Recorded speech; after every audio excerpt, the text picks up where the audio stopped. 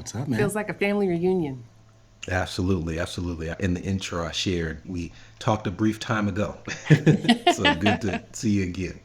I always, when I have people come on and there's some background to how we met, share a little bit, and I don't tell them what I'm going to share beforehand. I had a similar conversation with Nasima about this, but I met you all in the FinCon community. And the way I describe going to FinCon for the first time is like going to a new high school, and it's like senior year and everybody else has been there for 3 years but you. You kind of looking around and like, who's gonna let me sit with them? And I think of Nasima, I think of you all as like the kids at the cool table who still let me sit there. You know what? I get that feeling because I also remember our very first experience at FinCon, and it was such an important part of our relationship, but also our family and our entrepreneurial journey. So I mean, that was 2017 when we first Mhm. showed up at one, and we'd spent a few years hearing about it and kind of watching, from a distance. And so that was our first time, and I completely can relate to that feeling. We had our version of people who clearly know their way around, and we connected with them really quickly. And so we kind of try to take that same spirit and be as welcoming. But we're also, not to get rush into our backgrounds, we both spent a lot of time in the hospitality industry. And so there's a natural part of that just kind of rolls into just about everything that we do. Absolutely, absolutely. Well, it means a lot to me that you all made a warm welcome, and I've seen you do it for others. You talked about your background. I do want to make sure that we highlight that so many people who are listening are familiar with your brand, and you share a little bit in your podcast, your book about you guys coming from different backgrounds. But, tell a little more of the story about how you all, grew before you grew together.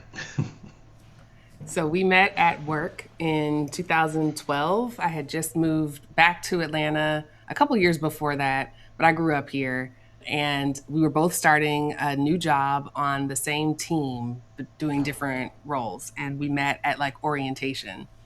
And that was kind of the start of our relationship, which was very like quick. It was a quick ramp up and then a quick decline, which we'll probably get to a little later. But before that, I was a normal 20 something single black girl living her best life. I had graduated from college. I moved to Charlotte, North Carolina, and worked for a large retailer, and then moved to Atlanta to start in the hospitality industry. And everything about my life had been very fairy tale in my mind. Like I just did not have the same kind of constraints or challenges that Julian had. I grew up in a two-parent household in Atlanta, and so I was used to seeing black people be successful. I knew from a very young age that I was going to college. I knew I was going to college to get a job, and so I was able to secure a job offer before I graduated. And it was very like linear in a path. And throughout that path, I had acquired a ton of credit card debt, and I was just kind of ignoring financial literacy as a whole because I just assumed that making money was easier than managing it. And so financial literacy was just in the back of my mind somewhere. It was not something that was at the forefront of any decision other than like how much money I was going to make. It just wasn't something I was thinking about saving and investing until I met Julian, and our relationship brought it to the very forefront by the time I was like 30, and that's when I got started. So in some worlds I'm a late bloomer when it comes to all of this, and in a lot of worlds I'm actually early. And I think that's really important when we think about our financial stories and the trajectories that we're on. Yeah, so my story, I'll try to be brief. I'm a Brooklyn, New York baby, and I spent the first 16 years of my life in New York. I loved it there. Obviously, it's the big city. It is all that everyone sees on TV and more. But my mom kind of worked in that part. Like she worked in Manhattan. My dad worked in Manhattan. We lived in Brooklyn. And so what I experienced on a day to day basis was very different. And I didn't really come to understand that until years later when I realized what they called the crack era. And I was like, oh, I just thought that was normal, It's like, oh, everybody doesn't have this kind of experience. And I still am wrestling with that till this day as I watch and consume media and learn about my own history through the lens of documentarians. But it's important because it shaped the way that I thought about money. Unlike Kirsten, it was something that was scarce. It was something that I felt like those people, as in those people that I would see on the few occasions when I would go into the city, into Manhattan, they had money. That's what money looked like. We did not. Nobody around me had money, right? In fact, even from a standpoint of fatherhood, right? Just to give you an idea, I mean, I could count on one hand the amount of households I knew where there were two parents in the household. So when she grew up like that, and I didn't grow up with two parents in the household, my father was a part of my life, but he was not there. Right? That's a different story, you know? And so all of these things were normal. I moved to Atlanta like millions of other New Yorkers after the Olympics, looking for a better deal on life in terms of cost of living. And my mom struggled, even more while she was here. But long story short, I learned how to work really quickly. Like I was working in high school, I worked all my way through college. I earned 3 degrees and worked through earning all three of those degrees, and finally landed into a comfortable corporate job in 2008, the worst of times to do it.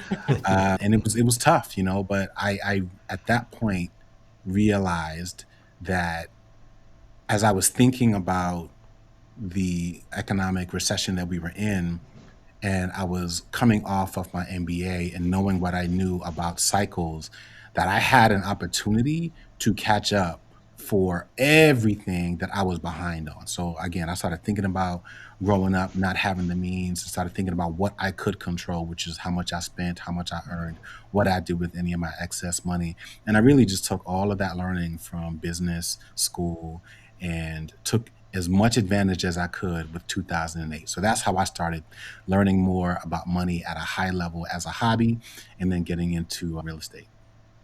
Man, I feel for you in the worst way about 2008. That's when I started as a financial advisor. And they were telling me to go door to door asking people to invest money with me. I'm like, the market went down 35% last year. And you want me to go knock door to door? So I definitely can sympathize. You both kind of alluded to how your childhood shaped your perspective on money leading up to you all's meeting. I know that you're both big believers in the fact that those early childhood experiences carry a heavy weight. So I want to know if you can recall what was your very first memory or association with money? Not necessarily like, oh, I know exactly what this does, but I recognize that it has a power. Mine was actually with physical coins, which is funny to say because we have a 9 year old, oh, he's almost 9 year old son who has very little interaction with like physical money these days, like actual cash other than gifts. But my dad used to come home from work and empty out his pockets on his vanity. And with that would come, his cigarettes, his keys, anything, any random wrappers, and whatever coins were left over from the day. And he kept a box under the sink where he would put all of the coins. And this box was just like full of money. It was so heavy, I couldn't lift it. But it was the thing that made me, how kids involuntarily offer tips about their house. It was the thing that made me tell other people my dad was rich. And during the summer, he would let us roll up the coins and take them to the bank and cash them in for actual money that we could spend at the mall or wherever we were going. And so that was my first memory, was just like the smell of pennies on my fingers and rolling up and counting 50 at a time, quarters, like just counting it and exchanging it for money. Yeah, so I'll give you a quick one, but then like a better one. So the quick one, because it's funny, is I remember the first time I found penny wrappers, and I had no idea what they were, or coin wrappers, right? I thought it was actual money because it would say like 50 cents, and it was stacks of them. So I remember seeing it and looking around and hustling, and I think I stole like a pack of penny wrappers, and then tried to bring it to Stole the some store, paper. and they were like, "I don't even know why you here." Like it was crazy. But my first real experience would have to be maybe when I was like 14 and I was working as a junior counselor at a summer camp. And this was a summer camp that I was accustomed to going to until I had finally aged out of it. And then it was like, oh, now you can come back and be a summer camp counselor, a junior counselor. And I'm pretty sure we earned like $50 under the table every week just to kind of help out and keep things in order. But that $50 gave me so much power. That was the first time I could go to Wendy's and get what I wanted, the first time I can go get a slice of pizza. And that's when I realized that I needed to start saving a little bit of that, because that's what I would use to go get some Guess jeans.